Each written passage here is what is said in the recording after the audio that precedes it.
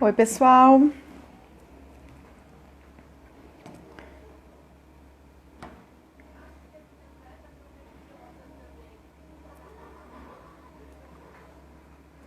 Oi, pessoal, tudo bem?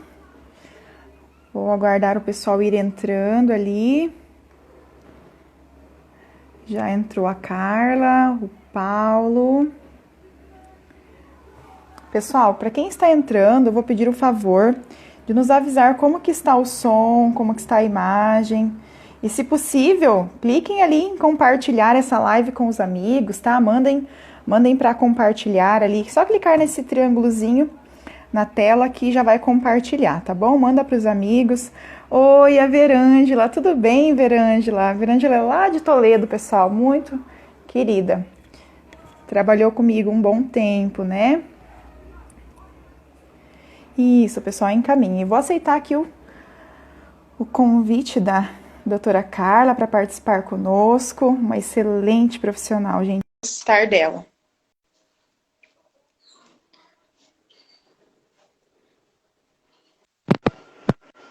Olá, Oi, boa Carla. tarde. Tudo bem, Carla? Tudo bem, graças a Deus. Tudo certo, né? E você Tá está me me ouvindo vendo bem? bem? Te Sim. ouço muito bem, te vejo bem também, tá? Eu tive que mudar o local, sair do escritório e vim aqui em casa. Tive Ah, um é? problema, mas deu tudo certo. Ai, que bom! Eu também, uns minutinhos antes da live, eu tive que levar minha filha, pediu para ir no banheiro, tive que me ausentar um pouquinho. Mas deu tudo certo. Que Então, bom. pessoal, nós vamos então falar hoje, né, sobre abuso sexual, sobre prevenção.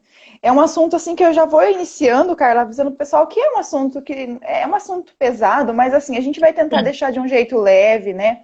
Até por sim. conta de tudo que a gente está vivendo hoje. Eu acho que o nosso objetivo aqui hoje, né, Carla, é falar realmente sobre prevenção, é Isso. orientação, é cuidados, porque nós sabemos que nessa época de pandemia e as crianças estão todas em casas e eles sim são o público realmente mais vulnerável, né? Então, o nosso trabalho hoje realmente é falar de prevenção, tá bom? Isso mesmo. E o pessoal fique bem à vontade, gente. Façam perguntas, aproveitem que a doutora Carla está aqui, ela é uma ótima profissional. Ambas Obrigada. somos voluntárias do projeto ASA, para quem não conhece, né? Se quiserem pesquisar até nas redes sociais, é Asa Cascavel. E é uma ONG que trabalha, então, aí para atender as vítimas de abuso sexual em vários critérios, não só na parte psicológica, mas também na assessoria jurídica, e inclusive a Carla é a nossa advogada aí do projeto, tá? E façam perguntas, pessoal, participem aqui com a gente. Carla, Bem, eu acho que é importante você falar um pouquinho de você também, além de ser voluntária do ASA, qual que é seu trabalho, onde é seu consultório, o que que você faz aí? Acho que é importante você falar um pouquinho da sua vida também para nós, né, para a gente conhecer você um pouquinho melhor. tá bom. Bom, primeiramente queria agradecer o convite, fico muito lisonjeada. Eu acredito que a Luzia é uma profissional absolutamente competente, tudo que ela se propõe a fazer, uma pessoa que Ah, faz obrigada. diferença na nossa sociedade, aqui na cidade de Cascavel e região, né? Então, tá compartilhando com você especialmente essa live, e como a gente compartilhou algumas palestras e tudo mais, é sempre uma Sim. honra para mim, sabe? Então, eu agradeço o convite. Então, eu sou advogada, né, há pouco mais de 5 anos. Eu tenho meu escritório ali no centro de Cascavel, meu escritório, tenho uma equipe e nós atuamos em várias áreas. Eu sou pós-graduado em processo civil, direito civil, mas também sou pós-graduado em criminal, né, direito criminal, aonde eu fiz um artigo de conclusão de curso justamente sobre o abuso sexual, mais Incrível. precisamente sobre a problemática em produzir provas nesse tipo de crime, né? Então, eu acabei me aprofundando mais ainda nesse assunto, nessa minha pós-graduação, é, de modo que eu passei a estudar, falar sobre isso nas palestras, né, principalmente do ASA, né, nas nossas rodas de conversas, em entrevistas na televisão e tudo mais. Sim. Mas a minha área, precisamente, hoje, que eu atuo, é contra os bancos, né, a gente chama de direito bancário, né, também atuo no direito de família e também um pouco na área do previdenciário. Desculpa. Mas pela questão da paixão também, né, que eu fiz essa pós-graduação, que eu fiz esses estudos, me aprofundei nesse tema, porque eu digo assim, é quase um chamado, né? Porque, Verdade. como você iniciou sua fala, é difícil falar sobre isso, mas é necessário, porque está enraizado Muito. isso nas casas, nas famílias, infelizmente, e uma forma de combater, se não minimizar, quem sabe um dia acabar com tudo isso, esse tipo de crime, né, conscientizar, pelo menos a forma como as famílias poderiam lidar com isso, é de fato ter o conhecimento, né? Então, quando a Sim, gente estuda sobre esse assunto e pode passar para as pessoas, né, o que elas podem fazer.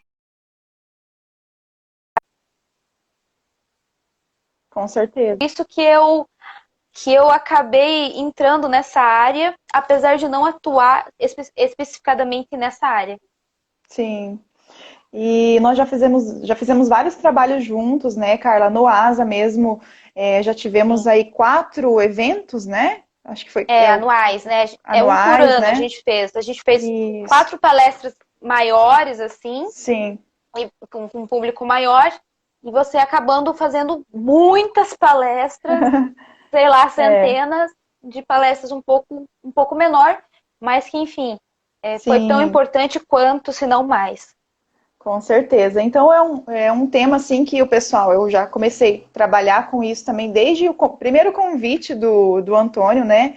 E da Keila na época em fazer parte do projeto. Eles começaram primeiro do que eu entrei no segundo ano do AJA, então sempre ajudando no que eu podia, porque eu sei que nos atendimentos clínicos eu percebo assim que surgem muitos casos. E, gente, olha, eu vou falar para vocês que é muitos casos que são encobertos, né? Até as Muitos. estatísticas trazem que de cada 10 casos de abuso sexual, somente 2 chegam a denúncias. Então, assim, é muito grande. Eu não sou muito boa de estatística e números, mas eu sempre pesquiso para passar para vocês, porque são dados alarmantes e que, quando a gente trabalha com prevenção, é muito importante, né? Então, Sim. acho que o pessoal que está aqui no meu Instagram já me conhece um pouquinho, né? Eu vou falar um pouquinho só sobre o que eu faço. Uhum. Então, eu atendo aqui no Centro de Cascavel também, né? Sou psicóloga, sou neuropsicóloga. O meu foco de trabalho hoje é na neuropsicologia, é uma área que eu gosto muito, que eu me especializei.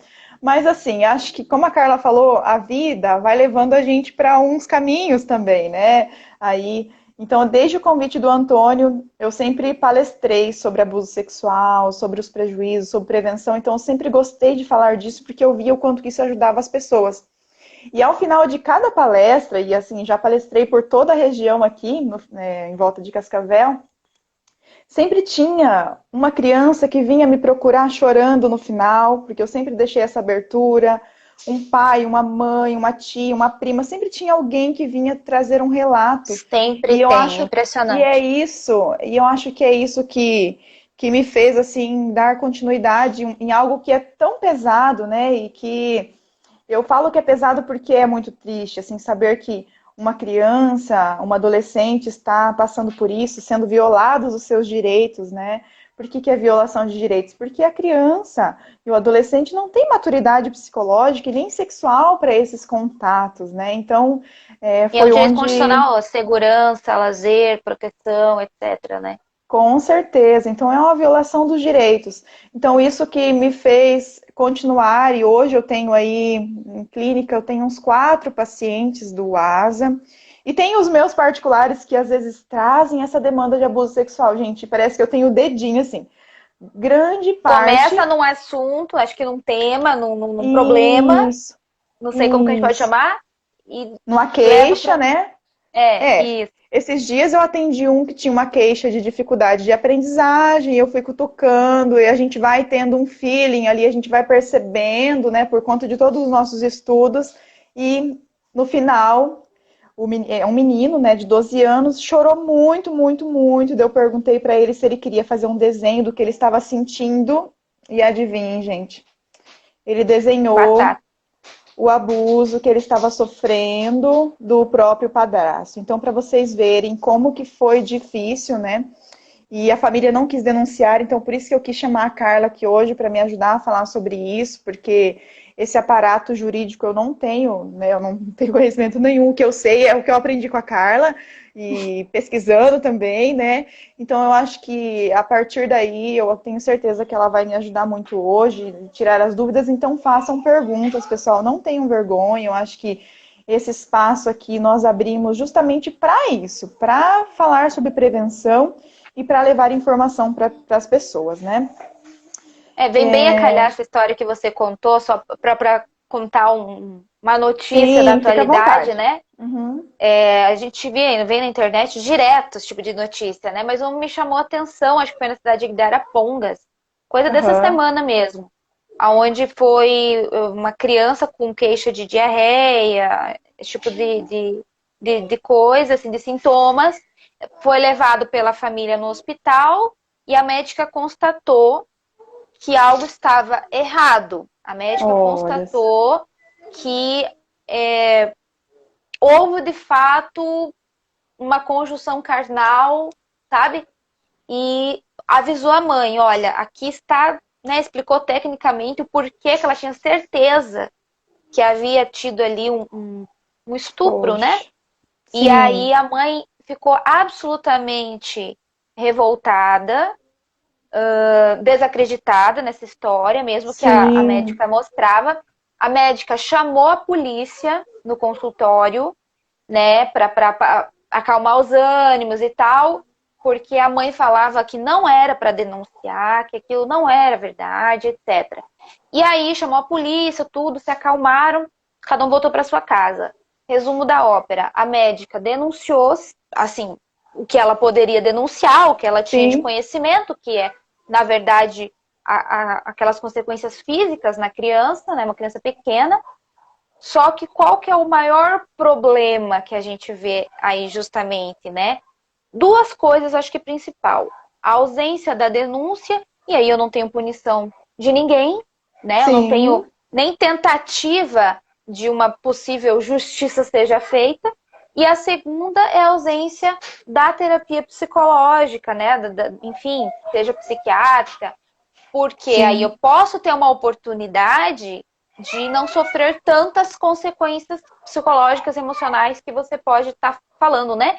sim, Melhor. são Então várias. são, Aham. são duas coisas assim principais que por isso que o fato em si já é muito triste, como você disse, impacta demais, é muito difícil. Mas o que você faz com aquilo? Isso. É a grande diferença entre uma pessoa que pode vir a ter uma vida normal, né, conviver novamente em sociedade, casar-se, ter filhos, etc. Enfim, o que decidir fazer da Uhum. vida, de uma pessoa que vai ter uma depressão, vontade de suicídio, etc. Né? Com Então faz certeza. toda a diferença, mesmo que isso aconteça quando é bem criança, adolescente, enfim, não importa. Uhum. E é muito comum, né, Carla? Assim, igual você falou, aqui no Paraná, gente, vocês acham que não tem aqui em Cascavel? Todos os dias podem ter assim, sinais, né, que a gente acaba observando. Então, isso é um cuidado que nós temos que ter aí, os pais, por isso dessa nossa live de hoje, tá? Eu acho que a gente pode começar falando então, Carla, sobre o que que é o abuso sexual, né? Como que ele acontece, Uhum. os tipos de abuso, né? Porque às vezes a pessoa acha que abuso sexual é só o contato íntimo, e nós Não. sabemos que não, né? Então aí o abuso sexual ele acontece de várias formas. E depois nós vamos conduzindo, eu recebi umas perguntinhas aqui e depois eu vou repassando também para você aí, tá? Então acho que posso começar falando. Claro. Vou falando então sobre a definição. Então, pessoal, como nós falamos antes, né, o abuso sexual ele é uma violação dos direitos, tá? E o que, que é esse direito? Então, o direito à vida, o direito a tomar decisões, e o abuso sexual ele acontece também de três formas, tá? Então, a primeira forma que o abuso sexual acontece é o abuso sensorial. O que, que é esse abuso sensorial? Então, assim, é expor a criança ou adolescente ou a outra pessoa, tá? Porque abuso sexual não acontece só com crianças e adolescentes, acontece com adultos também, com idosos. Expor a pessoa a uma sensação, né, como diz sensorial, ou alguma linguagem mais sexualizada, por exemplo, pornografia, vídeos, revistas, exibir o próprio corpo para a criança, então isso já é um abuso, tá? Já é uma forma de abuso. Aí tem o abuso por estimulação, que é aquele abuso onde acontece toques, né? Pode ser em partes íntimas, ou em partes do corpo que são próximas às partes íntimas. E tem daí o terceiro tipo de abuso, que sim, é o abuso por realização, que é onde tem essa tentativa de violação dos direitos, né?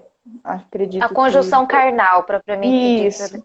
Vou cuidar com as palavras, porque talvez possa ter crianças aí, né? Embora é um assunto que Ah, todo mundo sim. pode ouvir, mas eu vou cuidar. Então, Uhum. assim, quando tem realmente aí o contato sexual, tá? Então, essas são as 3 formas de abusos. E o que a gente pode falar mais? Existe, então, pessoal, o abuso intrafamiliar, que é aquele abuso que acontece dentro da própria família, que ele é o mais comum, tá? Para quem não sabe aí, é o abuso a forma de abuso mais comum que acontece. E tem o abuso extrafamiliar. Então, o intra é quando acontece dentro da própria família, né? Com pai, mãe, tá, gente? Mulheres podem sim ser abusadoras, tá? Depois a gente pode falar um pouquinho mais sobre isso. Parentes próximos, né? Pessoas dentro do convívio familiar.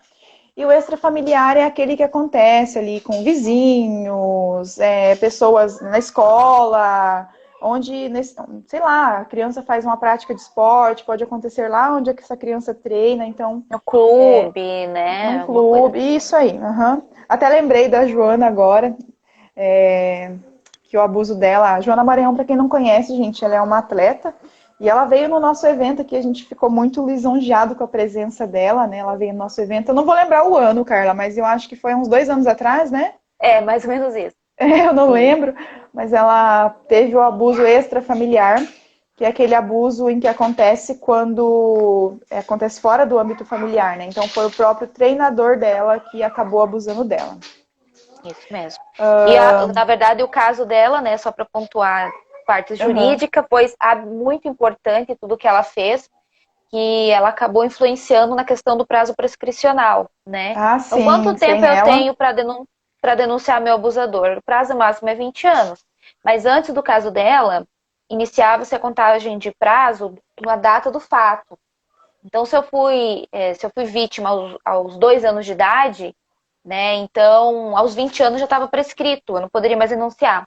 A partir do caso dela, né, ela foi vanguardista, enfim, mudou toda a história em relação a isso. Sim, O prazo prescricional começou a contar a partir do momento que a vítima faz 18 anos, a partir do momento que a vítima tem a maioridade. De modo que sim. ele vai se encerrar, né, com 40 anos, enfim. Então, isso faz muita diferença, porque às vezes a criança passa pelo abuso, não tem noção do que está acontecendo, se torna adulto, tem noção do que passou somente depois que se torna maior de idade, e aí ela vai poder fazer essa denúncia. E ela tem Uhum. esse prazo para ela fazer, Sim. finalmente, antes não tinha. E um dos embasamentos para essa questão aí, gente, é a maturidade psicológica mesmo, tá? A partir dos 18 anos, a psicologia, a ciência explica que a partir dos 18 anos que a nossa mente e o nosso corpo, gente, eu estou falando de ciência agora, tá? Não estou falando nada de... Eu gosto de explicar bem isso, Carla, porque senão as pessoas às vezes fazem interpretações, né? Então, assim, Sim. porque a gente sabe que muitas pessoas iniciam o sexo antes dos 18 anos. Então, eu estou falando do ponto de vista da ciência e do desenvolvimento humano.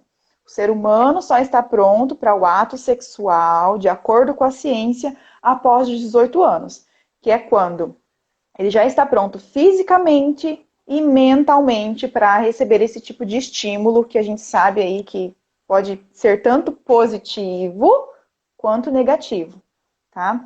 E normalmente quando essa pessoa passa por um abuso sexual, ela tem traumas assim que levam para a vida inteira. Então tenho casos clínicos de pacientes com 30, com 40 anos, que muitas vezes assim prejuízos. Depois eu vou falar um pouquinho mais sobre os prejuízos, mas adiantando um pouquinho agora, tem vários prejuízos, inclusive mulheres que eu atendo que têm dificuldades sexuais com o próprio esposo por medo, por lembrar, por achar que vai ser igual, porque acontece um bloqueio aí, né? A nossa Um mente, ela é trauma. incrível, um trauma.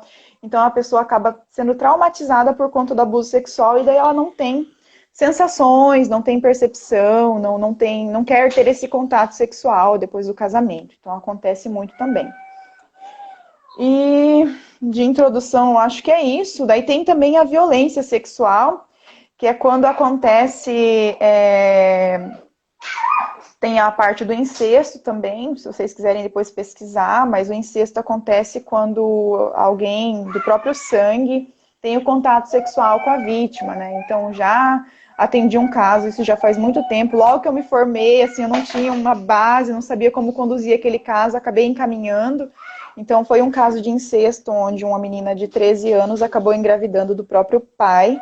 Então isso é um caso de incesto. Na época, como eu era muito novinha, não sabia como fazer, acabei conduzindo, né? Acabei, desculpa, encaminhando, mas acontece também, tá, pessoal? E daí tem a violência, outro tipo de violência sexual é quando o adulto tenta se gratificar com o ato sexual com a criança, no caso, como que a gente pode chamar aí, né, de exploração, né, o próprio prostituição, então isso acontece muito também.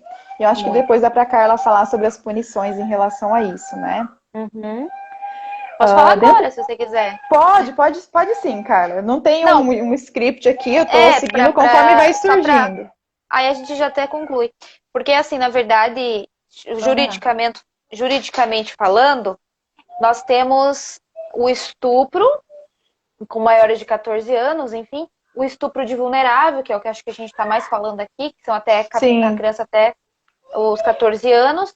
É, e diferenciando esses dois tipos, a punição do estupro de vulnerável, ela é bem mais grave, né? A pena Sim. mínima é 8 anos e se resultar morte pode chegar até 30 anos. Existem várias penalidades a depender da consequência desse estupro, né?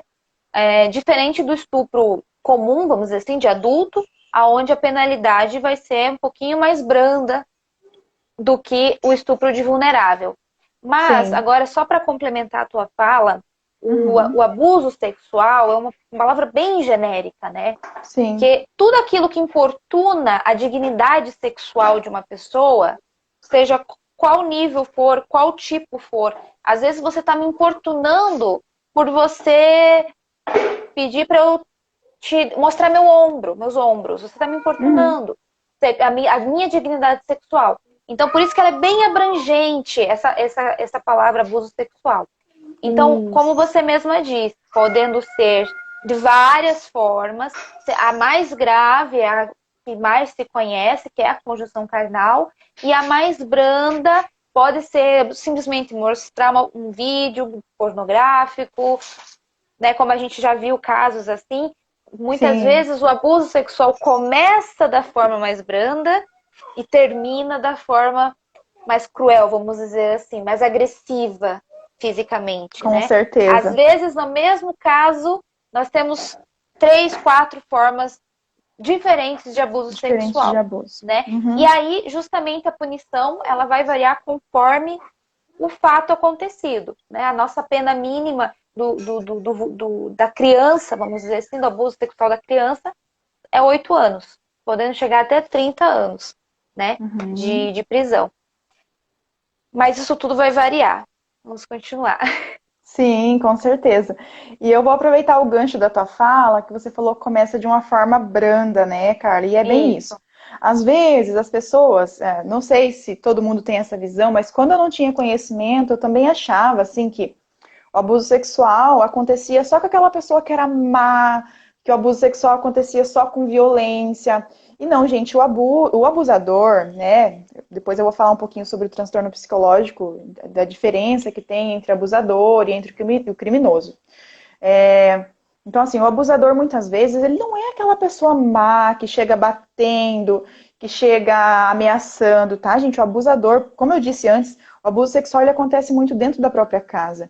Então, o abusador ele tem assim um feeling, ele tem um cuidado, ele tem um carisma com a vítima. Muitas vezes ele compra essa vítima com coisas simples, às vezes com um chocolate, uma bala, um celular, gente, porque hoje em dia a gente sabe que adolescente gosta muito de tecnologia, então normalmente ele vai pesquisar sobre a vida dessa criança, desse adolescente, e vai Sem começando assim de pressa, um jeito.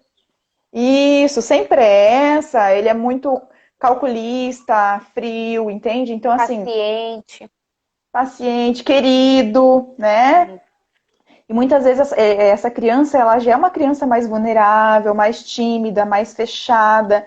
E essa criança, ela, talvez por uma carência, acaba, né, gostando até do abusador. Por quê? Porque tá ganhando coisas, né? Tá sendo Outra, comprada. né, na Ganhando uma inocência também, né? bicicleta. Ganha bicicleta, ganha de tudo que vocês imaginarem Um assim. caso Então, recente no escritório, por exemplo, não te cortando, um caso recente no escritório, fica à vontade. uma moça adolescente, né? Ela não tem 14 anos ainda, e ela tinha um amigo mais velho, um Uhum. amigo, só amigo. E ela saía da escola e ele ia lá conversar com ela enquanto ela estava sozinha em casa. E ele foi, assim, criando confiança dela, confiança, onde ele chegou e praticou o estupro Um propriamente abuso. dito, né? Sim. Uhum. E ela abriu o portão, e um amigo dela chegou, meu amigo, mas era uma pessoa nova na vida dela, né? Então todo cuidado é pouco, por isso que é tão importante o pitaco, o olhar da família. Tão Claro, a importante o cuidado observação. Uhum, com certeza. com essas Então, o pessoas abuso sexual, diferentes que ele, vão entrando. ele começa muito sutil e quando a vítima menos espera, acontece, né? Eu gosto de falar de casos também, Carla, porque eu acho que é legal, assim, até para as pessoas perceberem que isso acontece bastante. Eu não vou lembrar, eu devia ter anotado o nome daquele médico que aconteceu lá nos Estados Unidos, que ele abusou de uma equipe inteira de atletas, né? Eu até tenho a foto dele aqui, só que eu não vou conseguir virar o celular aqui para vocês verem, mas se vocês Vou quiserem procurar. pesquisar, Uhum. então é um médico que abusou de uma equipe inteira. E muitas pessoas às vezes falam assim, mas poxa, mas como que ele conseguiu? Então, gente, ele sabia, ele utilizava de vários artifícios aí, né? Ele tinha o domínio do corpo das atletas, então assim, às vezes dopava elas para utilizar do abuso. Então, aí quando todas se uniram, que elas conseguiram denunciar, porque a vítima fica muito frágil. E eu sempre uso aí a tríade, né? A culpa, a pessoa não denuncia por culpa, por medo e por vergonha. Então, assim, acontece essa tríade de. Vamos falar cognitiva mesmo, porque a pessoa ela acaba ficando muito presa a tudo isso, por isso que ela tem medo, vergonha e ela se sente culpada ainda pelo que aconteceu, porque o abusador, ele sabe muito bem o que ele está fazendo e ele culpa muito a vítima, ele coloca toda a culpa na vítima. E olha o tipo de frase que ele utiliza, né? Mas a culpa foi sua, porque você que deu em cima de mim, você que utilizou uma roupa X, uma roupa Y, né? Então, assim, acaba tendo muito essa questão de culpabilizar a vítima. E no DSM-5, que é um manual diagnóstico que nós psicólogos, médicos e pessoal da área da saúde mental utiliza, tem um CID, que é a Classificação Internacional das Doenças, que é o 65.4. Então, o abusador em si, ele tem um transtorno psicológico. Opa, bati na mesa aqui, gente, deu uma tremidinha. O abusador, ele tem um transtorno psicológico, tá? Infelizmente, o Brasil ainda não evoluiu a ponto de saber diferenciar quando é um abusador e quando é um bandido, por exemplo, né? Porque o abusador necessariamente precisa, desculpa, o pedófilo, tá? O termo correto é esse, porque é um transtorno parafílico. A pessoa portadora do transtorno parafílico, ele tem que ter o interesse, né? Lá no nosso manual está dizendo que ele tem que ter o interesse pelo corpo infantilizado, pelo corpo frágil, pelo corpo infantil. Então, nós sabemos que tem aí a diferença entre o abusador e o bandido. E no Brasil, como a gente não tem, sei lá, tecnologia, sei lá, não tem um investimento nisso, a gente não sabe diferenciar. Então, por isso que a punição para eles acaba É a sendo mesma. a mesma. E eu acho que a Carla vai Uhum. conseguir falar um pouquinho melhor sobre isso para É a mesma. vocês. Não existe Uhum. um crime privilegiado para aquele que tem a Isso. parafilia sexual do que aquele que não tem. A gente pode Uhum. falar até dos serial killers, etc. Eles são tratados de igual forma. Diferente, Sim. por exemplo, da mãe, que, fazendo um paralelo, não é a mesma coisa, mas que está no Isso. estado puerperal, ali, né, está sofrendo no puerpério e acaba cometendo um infanticídio, né? Ela, diferente disso tudo, por exemplo, teria um privilégio na sua possível pena, ali, uma diminuição, atenua, diminui por conta do puerpério. Mas no caso do, dos pedófilos, isso não acontece. Eles são tratados de igual forma perante a legislação, né? Na verdade, Sim. até tendo a qualificadora, muitas vezes, né? Pode ser por motivo torpe, por dificuldade, né, de defesa da vítima, etc. Sim, com certeza. Gente, o abuso sexual, ele é definido também pela Organização Mundial de Saúde como um dos maiores, gravem bem isso, como um dos maiores problemas de saúde pública, tá? Assim, maior do que os transtornos psicológicos, depressão, problemas de coração. Então, assim, ele é um dos maiores problemas de saúde pública que nós temos hoje, tá? Então, Luzia, um assim, dia você comentou, ou uma psicóloga que estava com você, não tenho certeza, aham, que essa doença, me corrija se eu estiver errada, uma coisa que tá, me marcou, que essa pedofilia, caso venha uma penalização, como já existe em outros países, onde a aham. penalidade é o corte químico, é assim que fala? Isso, isso. E existem, por exemplo, relatos, ou pelo menos estudos, de que se acontecer isso aqui no Brasil, enfim, o pedófilo ele tem tão enraizado essa doença nele que ele pode vir a continuar é, cometendo o crime de outras Isso. formas, mesmo sem ter o órgão genital para isso, vamos dizer assim. De É. tão grave que é isso, né? Por isso, Carla, é bem isso mesmo. Por isso que nós temos que denunciar. Porque, assim, lá nos Estados Unidos, né, a gente sabe que tem a castração química para esse tipo de casos, né? Na Alemanha também. Então, depois eu até posso falar de um estudo que eu achei super curioso, que dá para falar para vocês o que eles fazem para diferenciar fora do Brasil.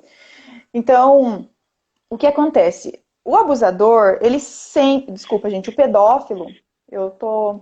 É que tem termos, a gente tem que cuidar muito com o que a gente fala. O pedófilo, ele sempre vai ser pedófilo, mesmo fazendo tratamento, tá?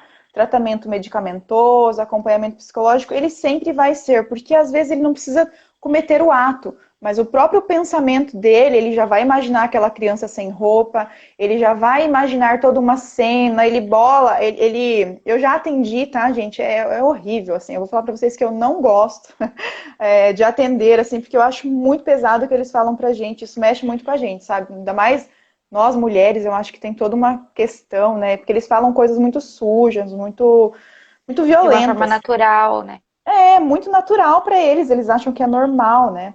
Então, eles realmente, assim, sempre vão ser pedófilos, né? É um transtorno, gente, é uma doença, para ser bem claro para vocês, é uma doença, tá? A parafilia é uma doença. Tem tratamento?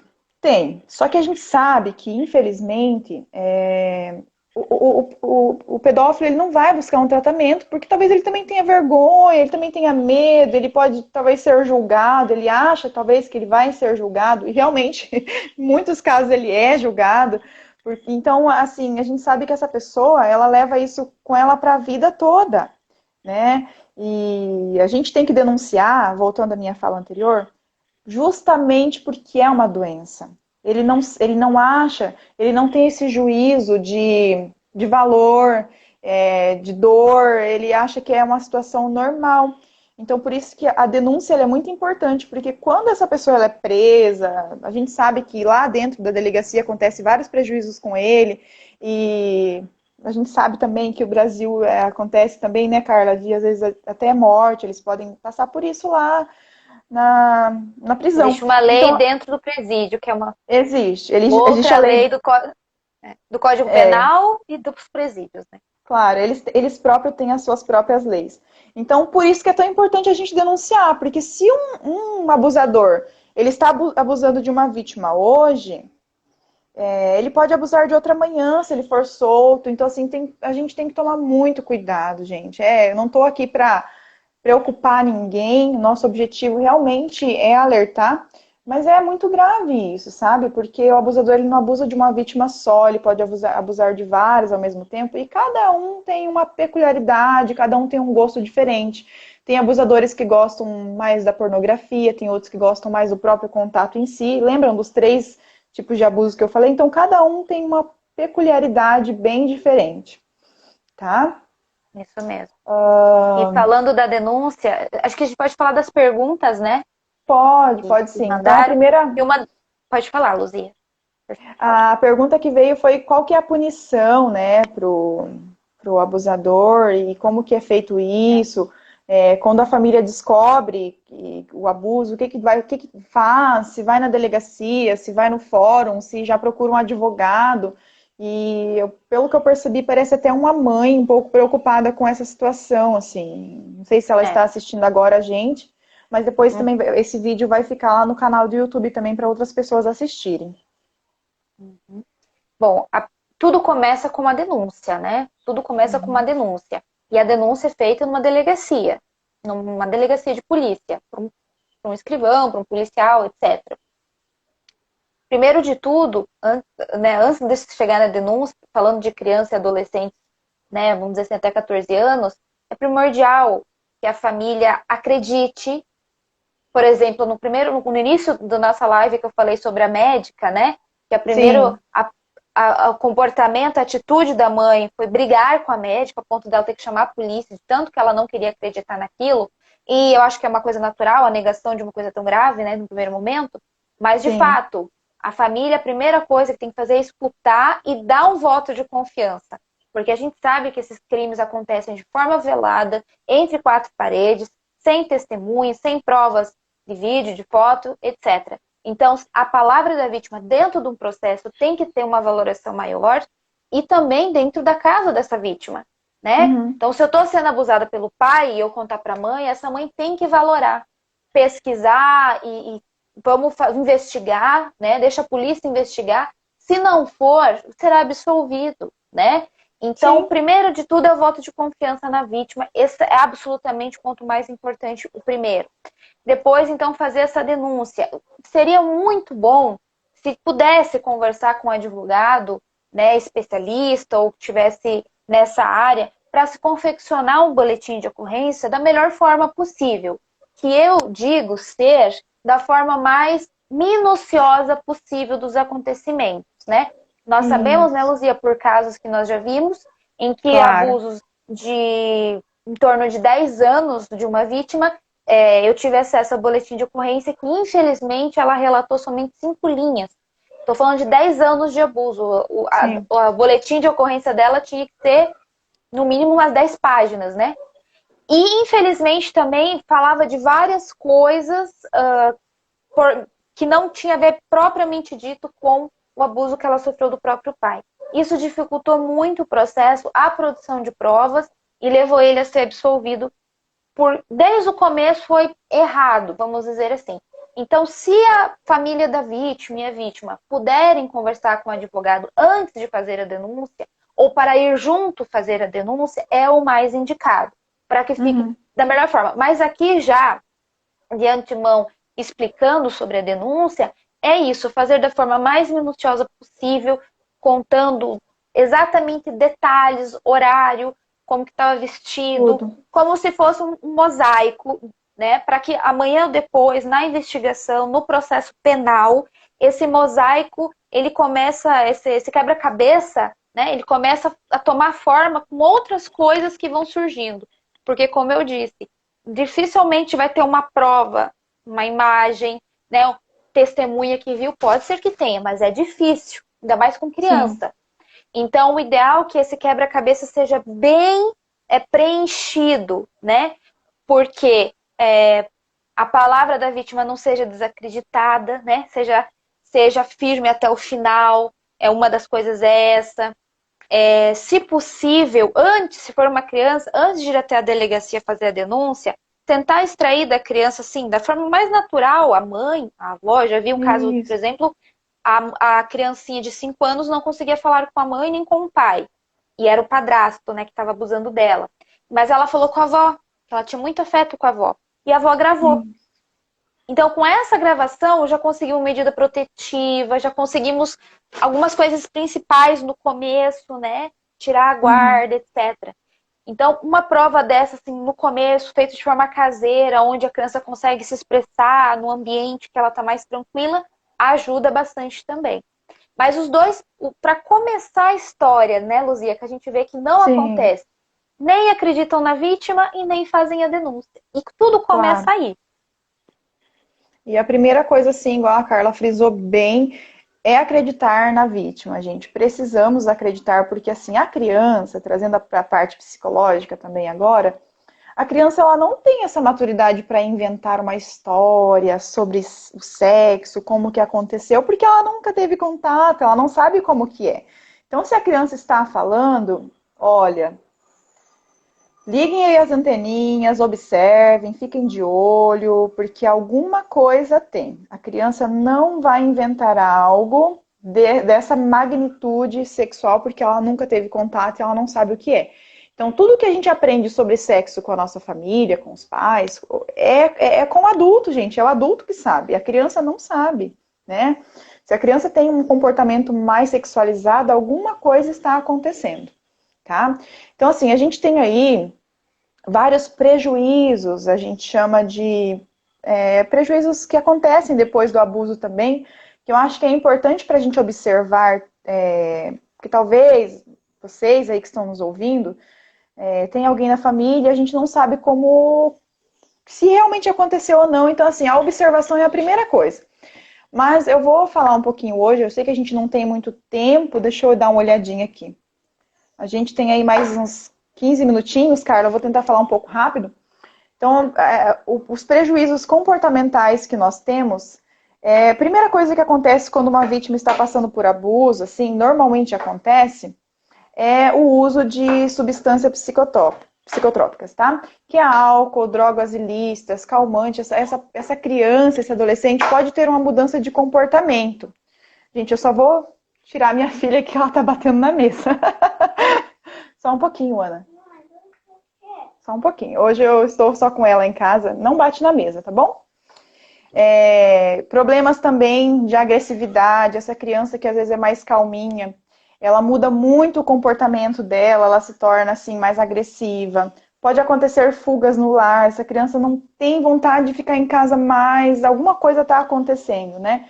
Acontece muito a autolesão, que é quando o adolescente pode tentar se cortar de alguma forma, né? Tentar se machucar, justamente por causa da culpa. Isso é assunto para a gente falar. Eu gostaria de falar só disso em algum dia. Eu acho que eu vou me programar para isso. Aquela desconfiança, sei lá, às vezes chegou alguém na sua casa, aquela criança se afastou e vocês não sabem o que está acontecendo, fiquem alerta, tá? Aquela criança que às vezes toca muito na parte íntima. É claro que a gente quer um processo normal isso, tá? Mas assim, quando é em excesso, eu tô falando de excesso aqui, tá? Com muito excesso, muito toque, tem uma fala muito sexualizada, tem uns afetos diferentes, assim, uma criança normal vai abraçar a gente, né? Um abraço normal. Tem crianças que às vezes abraçam, depois pegam em alguma parte íntima, depois do abraço. Então, tomem um pouco de cuidado com essas questões, tá? A criança também pode. Eu tô falando de criança porque é o que mais acontece, mas acontece com adolescente também. Dificuldades escolares, falta de concentração, um baixo rendimento escolar. O que mais que pode acontecer? De prejuízos também daí psicológicos, né? Alteração de humor. Sim, a vítima pode futuramente, gente, eu tô falando de possibilidades, tá? É. Pode vir a ter um transtorno psicológico, Tem, depressão, eu vi uma casos, ansiedade muito grande, né? eu vi casos processuais, só apontando rapidinho, em que Aham, o advogado de defesa, vamos dizer assim, que estava defendendo o criminoso, contava, olha, sim. mas essa criança, ela não tem nenhum trauma, ela fala, ela não teve, sabe? Tem Aham, estudos que colocam que existem, de fato, pessoas, crianças, vítimas, que têm consequências gravíssimas, como muito. brandas, como quase nenhuma, mas isso não tira a gravidade do fato, né? É, E aí a promotoria, enfim, advogado da acusação, teve que fazer diversas demonstrações de que existem estudos de que a vítima pode não vir a ter traumas graves. Isso é muito importante pontuar. É como Por se ele quê? continuasse normal, vamos dizer assim. E por que que isso acontece? Porque cada pessoa tem uma estrutura de personalidade diferente. Vamos supor, se eu passei por um abuso, às vezes pode ser que isso não me afete na minha vida lá no futuro, mas tem outras pessoas que às vezes por questão genética, por questão comportamental, psicológica, personalidade, pode sim ter um agravante, né?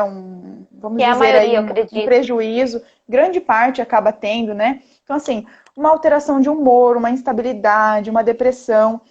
Tem estudos que comprovam já, Carla, que tem um transtorno específico que as vítimas acabam desenvolvendo, que é o transtorno dissociativo, que é uma perda, assim, das funções integrais e cognitivas. A pessoa tem uma diferença aí de realidade, pode ter um surto psicótico, algo nesse sentido. Nós sabemos também que o nosso corpo, gente, ele se protege por conta do abuso sexual. Então, assim, muitas pessoas, tá? Não generalizando, mas muitas pessoas que passaram por abuso sexual podem desenvolver uma ansiedade e, consequentemente, essa ansiedade pode levar a pessoa a ter transtornos também alimentares, tá? Então, É verdade. obesidade e tem várias outras questões, tá? Esses aqui são os transtornos psicológicos assim que mais acontecem, mas temos vários outros. O que mais que pode acontecer da parte psicológica? Alteração do sono. Tem crianças que passam por abuso que tem aqueles sinais de perturbação de estresse, assim, é uma criança mais irritada. No sono, isso pode ser mais fácil de observar, por exemplo, assim, aquela criança que tem um sono agitado, que às vezes tem pesadelos, tá? Então, isso são todos sinais aí para que os pais e a família observem, tá?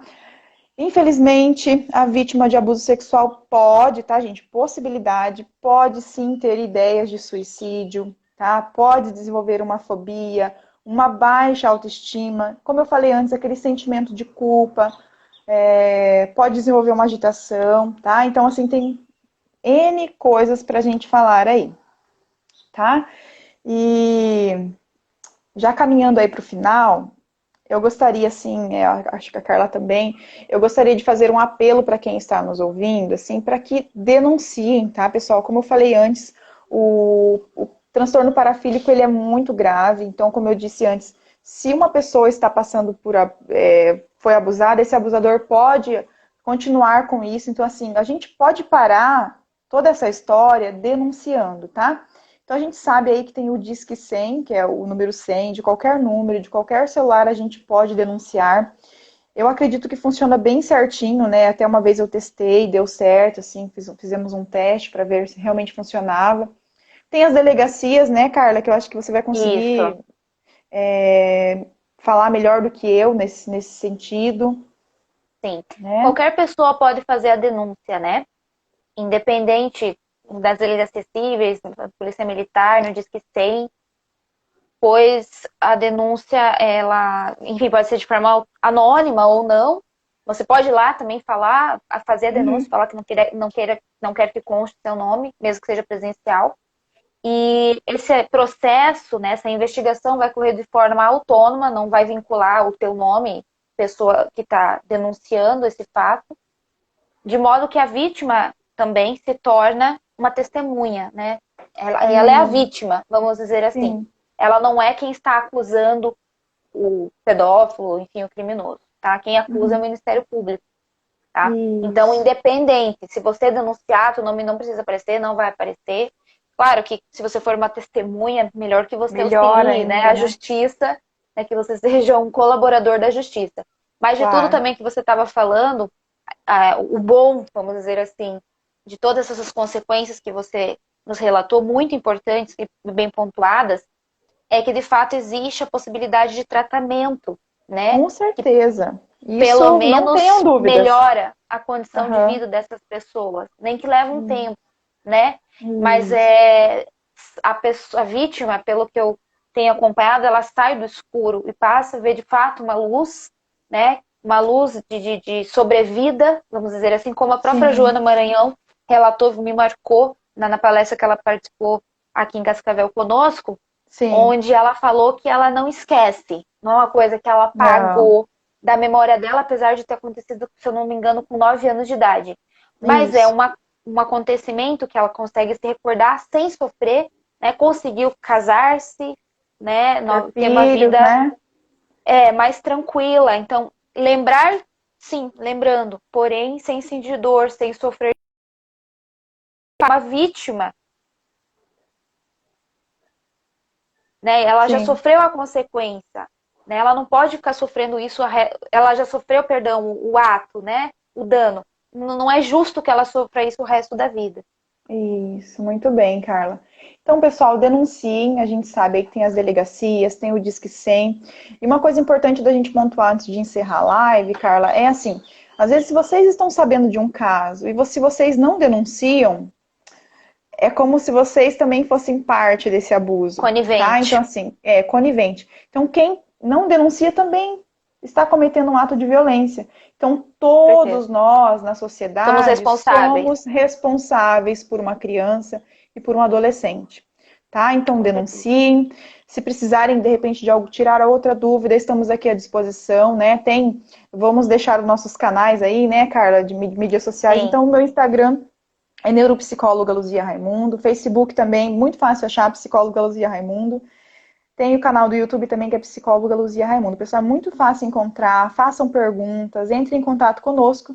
E vou deixar aqui a página do ASA também, né? Lá no Instagram é Asa Cascavel. No Facebook é Projeto Asa, tá? E agora nós temos um site também, que é o www.projetoasa.com.br. E você, Carla, gostaria de deixar seu contato também com o pessoal? Às vezes precisa de alguma ajuda, uma orientação, né? Ah, sim. Eu estou à disposição, claro, sempre. Né? Uhum. A minha, podem me chamar ali no Instagram, que é o meu nome, Carla V. Baptista. Facebook. No Facebook também tem a página do escritório. Meu escritório fica no centro de Cascavel, na esquina da Uhum. delegacia. É bem Olha fácil, é um só, sobrado de esquina. Tu chega na perfeito, delegacia, tu olha para a direita, tu vê meu escritório. Então, se perfeito. quiser chegar lá também, tirar dúvidas até antes de chegar na delegacia, estou à disposição. Isso, obrigada, tá, Carla, por tudo, Obrigada pelo pelo carinho. convite. E é sempre muito bom a gente falar disso, porque a gente acaba ajudando as pessoas, né? A gente acaba de várias formas aí auxiliando. E então também busquem o acompanhamento psicológico, pessoal, porque é importante, né? Quando a pessoa passa por isso, é importante que ela ressignifique esse sofrimento. Certo? Isso. Muito obrigada a todos que estão Isso aí. aqui. Lembrando que a live vai ficar 24 horas aqui no meu perfil e depois vai lá para o canal do YouTube Psicóloga Luzia Raimundo. Certo? Show de bola. Obrigada, gente, por Show. nos Obrigada por acompanhar. Até a tudo, tá, próxima. Carla? Tchau, tchau. Obrigada. Tchau, tchau.